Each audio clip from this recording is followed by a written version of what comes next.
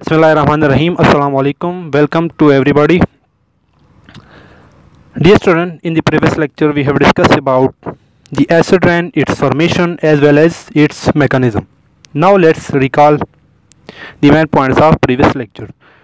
So basically, what is acid rain? By definition we can say that the rain having pH less than 5.6 is called acid rain.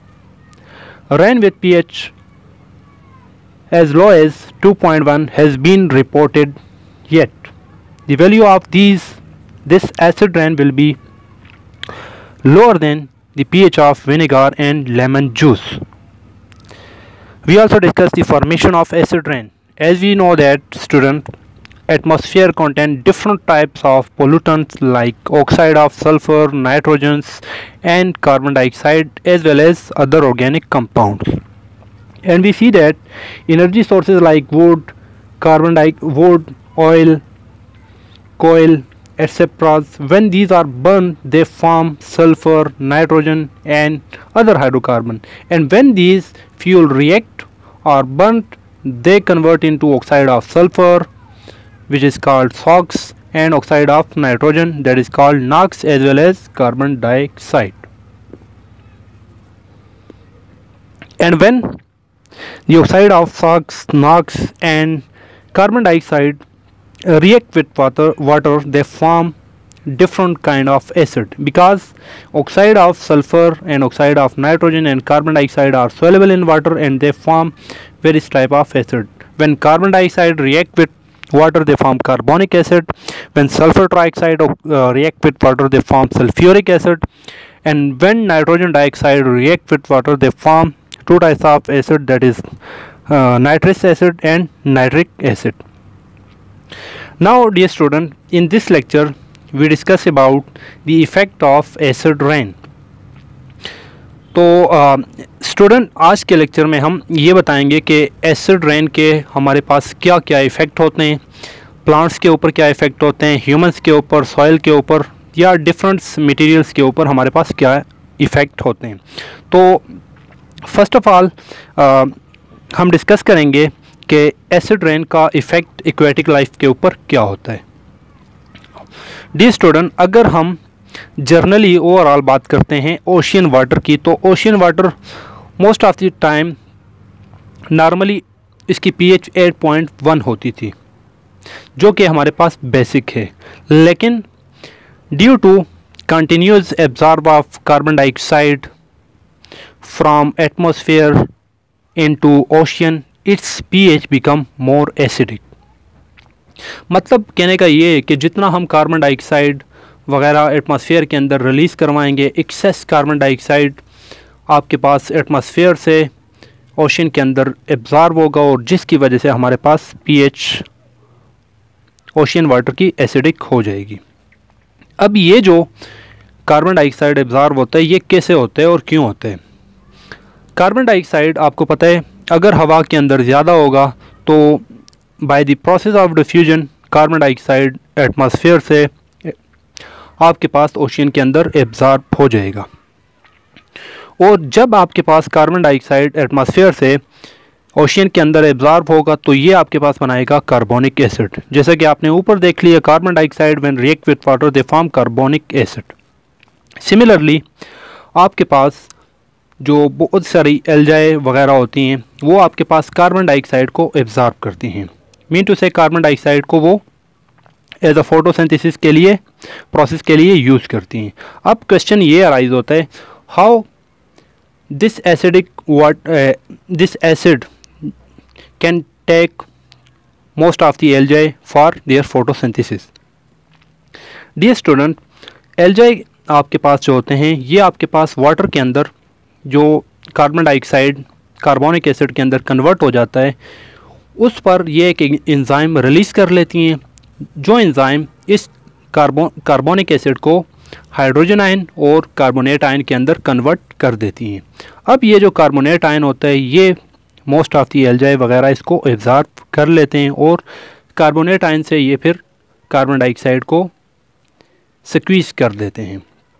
तो ये आपके पास mechanism है. बहरहाल ये journal overall मैंने आपको बता दिया कि पॉइंट, इन दोनों पॉइंट का मकसद ये है कि आपके पास एसिडिक वाटर, जो ओशियन का वाटर होता है वो बेसिकली एसिडिक होता है। एसिडिक वाटर क्यों होता है? It is because of the absorb of carbon dioxide from atmosphere by the process of diffusion. Now point number third, we see that most fishes tolerate slightly acidic water. जब आपके पास carbon dioxide atmosphere से absorb होते हैं तो ज़ाहिर है आपके पास ओशियन वाटर एसिडिक होता है, और मोस्ट ऑफ द फिशेस जो होती हैं वो आपके पास एसिडिक वाटर को टॉलरेट कर सकती हैं। लेकिन सम टाइम क्या होता है कि कुछ स्पीशीज़ इसको टॉलरेट कर सकती हैं, लेकिन कुछ स्पीशीज़ ऑफ प्लांट्स या कुछ माइक्रो ऑर्गेनिज्म इसको आपके पास टॉलरेट नहीं कर सकती और वो मर जाती हैं। इसी तरह फॉर एग्ज़ाम्पल अगर फ़िशेज़ इसको एब्जॉर्व कर सकती हैं, लेकिन फ़िश के लिए जो फूड अवेलेबल है वो इस pH को टॉलरेट नहीं कर सकती हैं, तो इससे क्या हो जाता है, जो फ़िशेज़ होती हैं उनका आपके पास फूड वगैरह उनके लिए अवेलेबल नहीं होता और फ़िशेज़ भी इस तरह मर जाती हैं। तो this is the first impact of acid rain on fishes.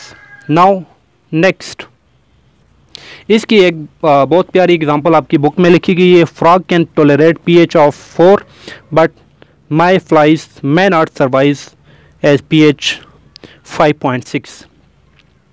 जो फ्रॉग होते हैं बच्चों आपके पास ये pH 4 को एब्जॉर्व कर सकती हैं या टॉलरेट कर सकती हैं, लेकिन इसके लिए जो फूड होता है मे फ्लाइज, जिसको उर्दू में मई मक्खी बोलते हैं, ये आपके पास 5.6 pH को टॉलरेट नहीं कर सकती और वो मर जाती हैं, इसलिए फ्रॉग का जो फूड होता है वो भी ख़त्म हो जाते हैं। So this is the impact of acid rain on aquatic life. What is the impact of acid rain on aquatic life? तो आप आई होप इसको लिख सकेंगे। Now the second impact of acid rain on plants. What are the impact of acid rain on plants?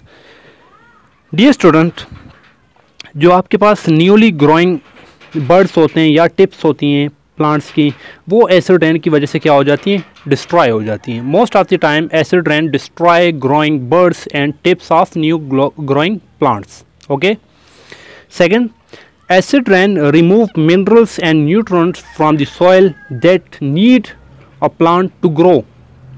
जितने भी बच्चों आपके पास plants होते हैं, आपको पता है उनके लिए न्यूट्रिएंट्स या मिनरल्स वगैरह सॉइल से वो लेते हैं और जिसकी वजह से उनकी ग्रोथ होती है। अब जब एसिड रेन आपके पास लेट्स सपोज किसी सॉइल के ऊपर होता है और वहाँ उस सॉइल के ऊपर प्लांट्स भी लगे हुए हैं, तो उस सॉइल से आपके पास जो एसिड रेन होता है वो आपके पास उस सॉइल के अंदर जो मिनरल्स होते हैं उनको मॉडिफाई कर देता है या किसी और फॉर्म के अंदर कन्वर्ट कर देता है, जिसकी वजह से प्लांट उसको नहीं ले सकता और इस वजह से आपके प्लांट्स की जो ग्रोथ हो जाती है वो भी डिक्रीज़ हो जाती है। So this is the second, acid rain remove minerals and nutrients from the soil that needed a plant to grow.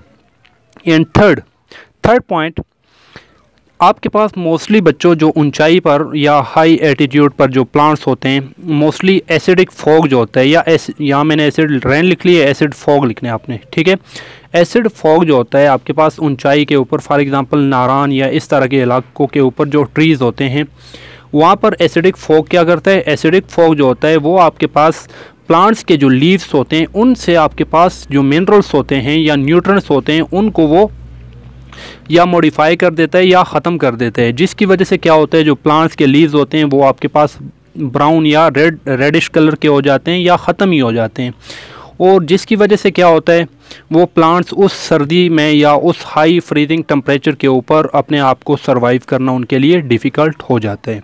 So at high altitude acid rain decrease nutrients from the leaves of trees and make them brown and red, which unable to absorb light and unable to survive at freezing temperature. This is the third impact of acid rain on plants. Plants के लिए मैंने आपको 3 impact बता दिए student.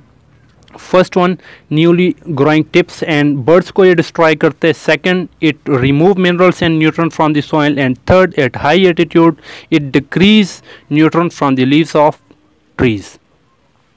Now come to the third impact of acid rain, which is on building materials.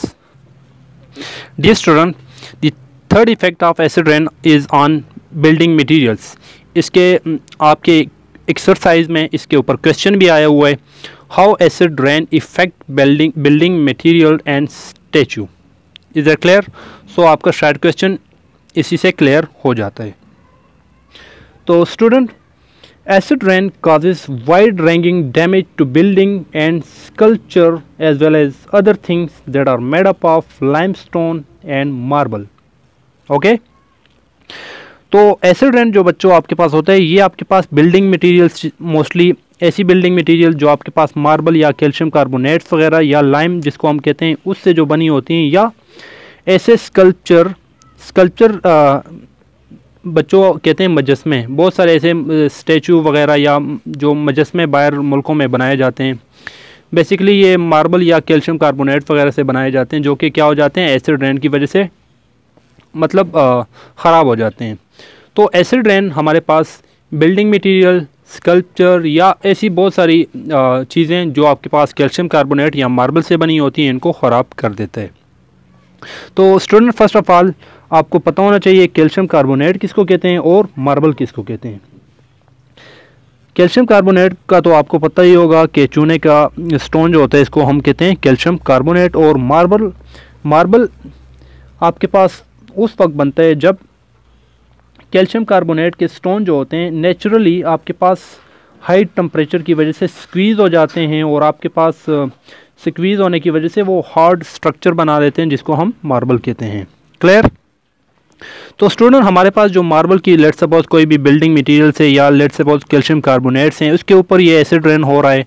Calcium carbonate के ऊपर जब acid rain होगा तो ये आपके पास कन्वर्ट हो जाते हैं कैल्शियम सल्फेट्स, वाटर और कार्बन डाइऑक्साइड में. अब ये कैल्शियम सल्फेट एक्वस फॉर्म में होता है, मीन टू से आपके पास पानी के अंदर सोलेबल होते हैं. जब ये पानी के साथ सोलेबल होते हैं, जब लेट्स सपोज एसिड रेन हो रहा है, एसिड रेन में ये आपके पास सल्फ्यूरिक एसिड है, वो बिल्डिंग मटेरियल्स की चीज़ को क्या कर रहे हैं, मॉडिफाई कर रहे हैं कैल्शियम सल्फेट में, और एसिड रेन वाटर के साथ ये धुल जाते हैं या वहाँ से रिमूव हो जाते हैं. इसी तरह हमारी बिल्डिंग जो मटेरियल्स होती हैं वो आपके पास ख़राब हो जाती हैं.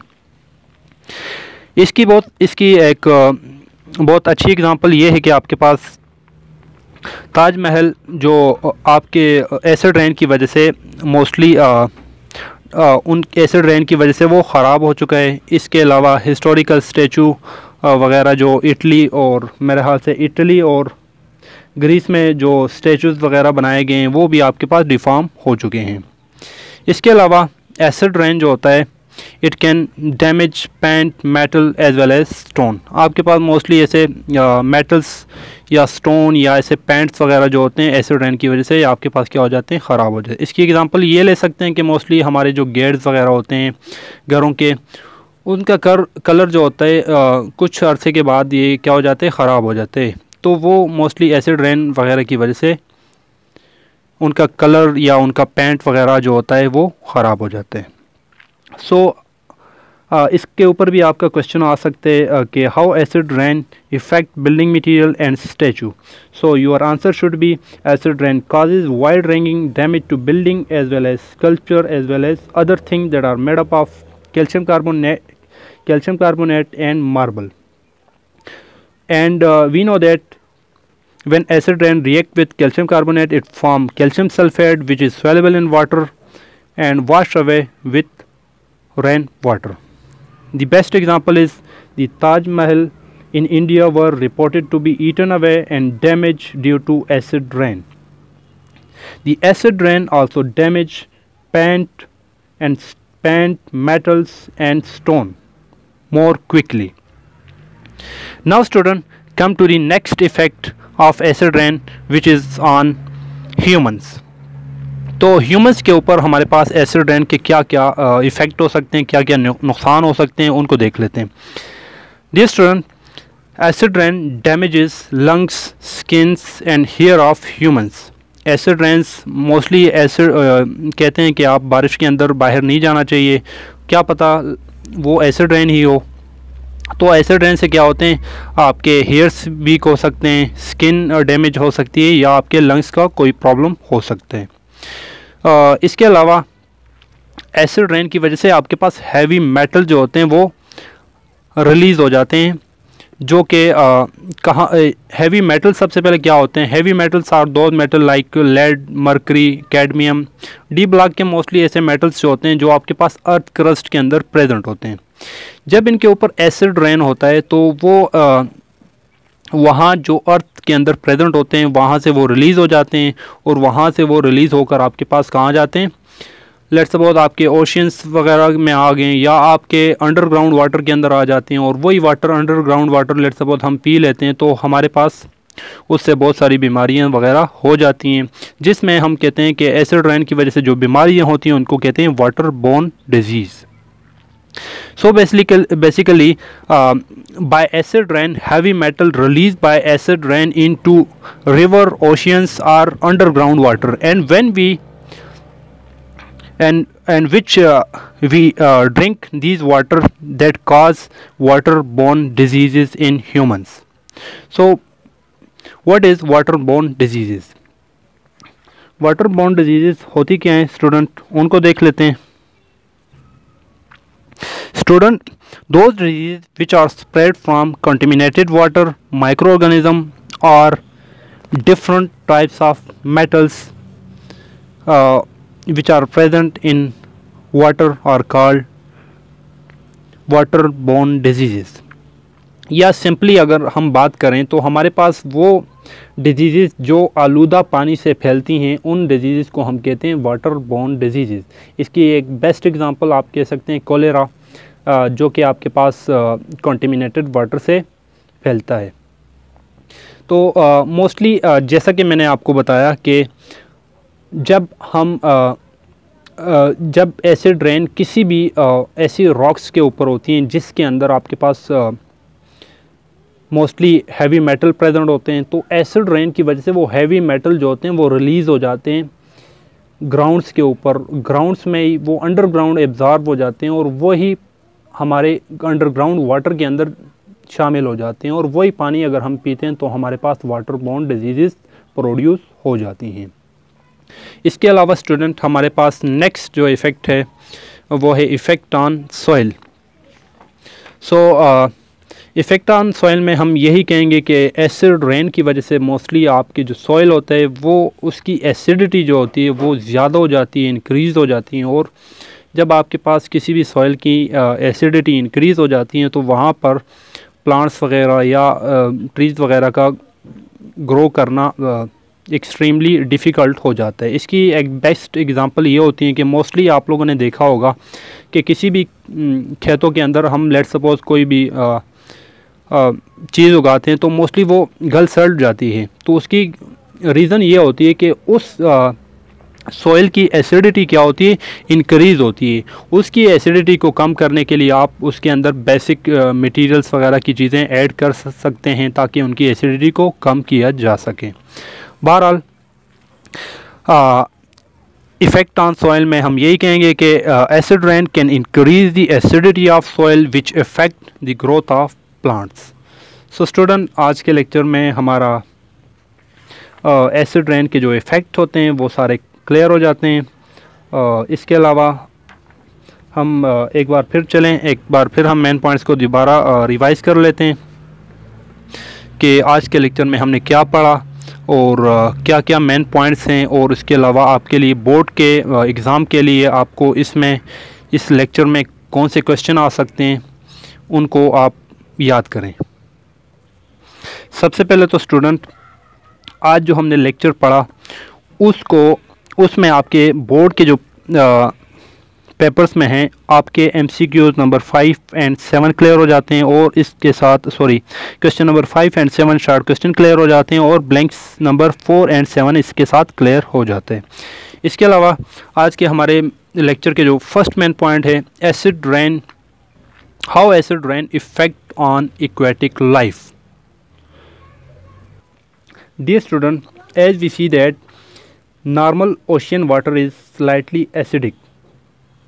It is because that carbon dioxide absorbed from the atmosphere and convert ocean water into carbonic acid. and we see that most fishes tolerate slightly acidic water, but the plant which they eat are not available as a food at that particular pH. Besides this, there are some species of fishes which cannot hatch at pH of 5. The best example is the frog, which can tolerate the condition at about pH 4, but the mayflies which they eat are more sensitive and not survive below that 5.6. The second important main point is effect of acid rain on materials. या question ये भी आ सकता है, how acid rain effect building material and statue. ये आपकी exercise का question है, question number 7. तो acid rain causes wide-ranging damage to buildings, sculpture as well as other things that are made up of limestone and marble, such as calcium sulfate is soluble in water and wash away with rainwater. The best example for that is the Taj Mahal in India were reported to be eaten away and damaged due to acid rain. The third main point is effect of acid rain on plants. We know that plants are also damaged by acid rain. The newly growing buds and tips of plants are destroyed by acid rain. Acid rain destroys the leaves of plants. Acid rain, the growth of plant is affected by acid rain. At high altitude, acidic fog decreases the nutrients from the leaves of plant, leaving them brown or dead leaves and needless, due to which they are unable to absorb sunlight, and it is difficult for that plant to survive at that freezing temperature. The next main point is acid rain on effect of acid rain on humans. What are the effect of acid rain on humans? We see that the acid rain mainly causes damage to lungs, skins and hairs in human beings. The heavy metals released by acid rain can cause the potential threat to human health, and they causes waterborne diseases in humans. Point number 5, effect of acid rain on soil. The acid rain increases the acidity of soil and thus affect the growth of plants. This is all about the main points of today's lecture. Student, now come to the homework. Dear student, आपका homework ये होगा कि आपने सबसे पहले lecture को as it is worksheet के ऊपर लिखना है. एज इट इज़ का मतलब ये है कि आपने कोई पॉइंट मिस नहीं करना, सेम इसी तरह लिखना है. Right the main points of lecture का मतलब ये नहीं है कि आपने ये जस्ट 5 पॉइंट लिख लिए और आप कहें कि होमवर्क हो गया. ऐसा नहीं है. आपने जितना भी मैंने लेक्चर दिए ऑल इज इट इज़ आपने इसको लिखना है. सेकंड बात, आपके क्वेश्चन नंबर 5 और 7 जो आपके शॉर्ट क्वेश्चन बनते हैं आपकी बुक्स में, उनका आंसर भी अपनी वर्डिंग्स में लिखना है. तो आज के लेक्चर का आपका ये होमवर्क हो जाता है. इसके अलावा आपके बोर्ड के एग्ज़ाम के लिए इस लेक्चर में मोस्टली आपके पास या तो लॉन्ग में आ जाते हैं कि how acid rain effect of acid rain के बारे में आप नोट लिखें. लॉन्ग क्वेश्चन में आ सकते हैं या शॉर्ट में भी आ सकते हैं कि एसिड रेन का इफ़ेक्ट बिल्डिंग मटेरियल्स के ऊपर क्या है या एसिड रेन का इफ़ेक्ट आपके पास प्लांट्स के ऊपर क्या होते हैं. तो इस तरह के बेसिकली शॉर्ट या लॉन्ग कोई भी क्वेश्चन इसका आ सकता है बोर्ड के एग्ज़ाम में. तो I hope it is clear now. इसके अलावा अगर आपको कोई बात समझ में ना आई हो, कोई पॉइंट क्लियर ना हो, तो आप मुझसे पूछ सकते हैं. थैंक्स. अल्लाह हाफिज़.